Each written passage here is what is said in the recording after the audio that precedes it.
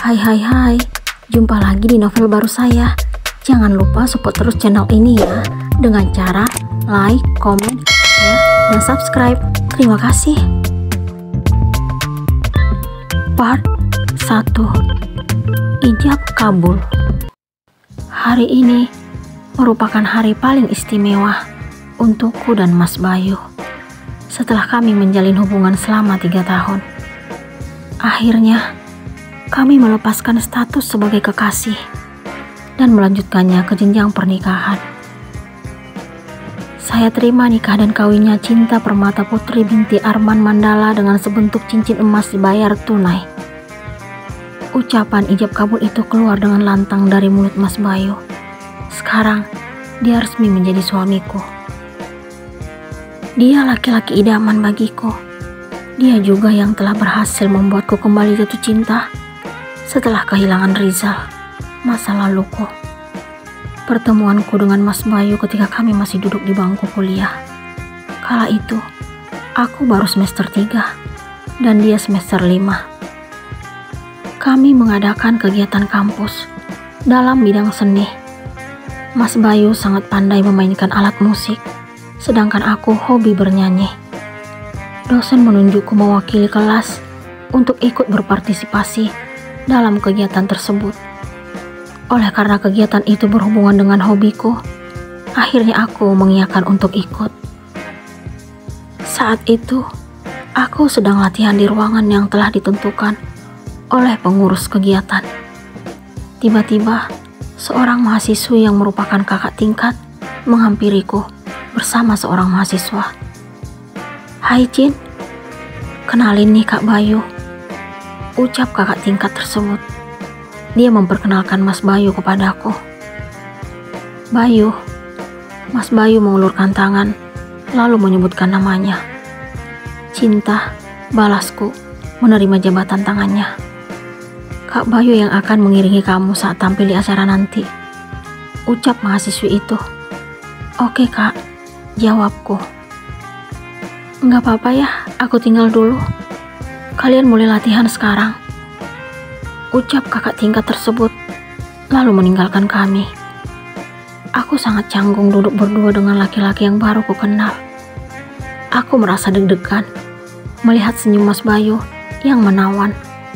Dia tampan, kulitnya sawo matang, hidungnya mancung, dan tubuhnya tegap. Sangat beruntung wanita yang mendapatkan hati Mas Bayu yang mendekati sempurna. Aku tidak pernah menyangka akan lebih sering bersama laki-laki setampan dia. "Semester berapa?" Suara Mas Bayu seolah-olah menggetarkan jiwaku. "Semester 3 Kak," jawabku dengan lembut. "Aku semester 5, balasnya sambil melemparkan senyuman. Hatiku seolah-olah meleleh melihat senyuman yang Mas Bayu tunjukkan kepadaku. Ya Allah Gusti, apakah laki-laki yang ada di hadapanku adalah bidadara yang diturunkan dari kayangan? Aku mimpi apa hingga bisa bertemu dengannya? Perkenalan itu merupakan awal kedekatan Mas Bayu denganku. Hingga akhirnya sekarang dia resmi menjadi suamiku. Aku bangga menjadi wanita pilihannya. Walaupun banyak mahasiswi-mahasiswi di kampus yang mengharapkan cintanya, tetapi dia tetap memilihku. Mas Bayu mengaku telah memantapkan hati untuk menjadi suami dan imam untukku. Aku terharu saat dia mengutarakan niatnya yang ingin mempersunting diriku. "Aku ingin secepatnya melamarmu sayang. Jadilah tulang rusukku dan ibu dari anak-anak kita," ungkapnya berlutut di depanku lalu mencium jemariku. "Dengan senang hati aku akan sangat bangga menjadi pendamping hidupmu Mas," balasku sambil mengusap pipinya. "Terima kasih sayang," balasnya lalu memelukku. Walaupun Mas Bayu bukan laki-laki romantis menurutku, tetapi melihat usahanya memintaku untuk menjadi pendamping hidupnya cukup mengejutkan. Tiba-tiba dia berubah menjadi sosok yang didambakan setiap wanita.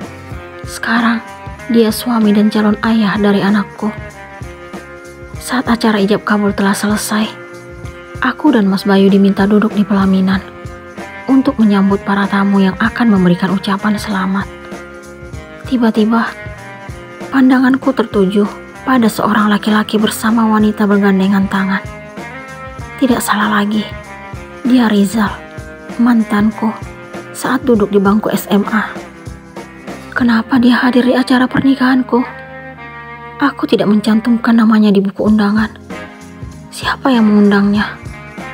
Selamat ya Mas, semoga tetap langgeng, ucapnya menyalami Mas Bayu. Lalu mereka saling merangkul. Aku bingung, kenapa Mas Bayu sedekat itu dengan Rizal? Selamat ya, ucapnya menatapku. Aku masih tidak mengerti, kenapa Rizal memandangku seperti itu. Kenapa dia harus muncul lagi saat aku telah berhasil melupakannya?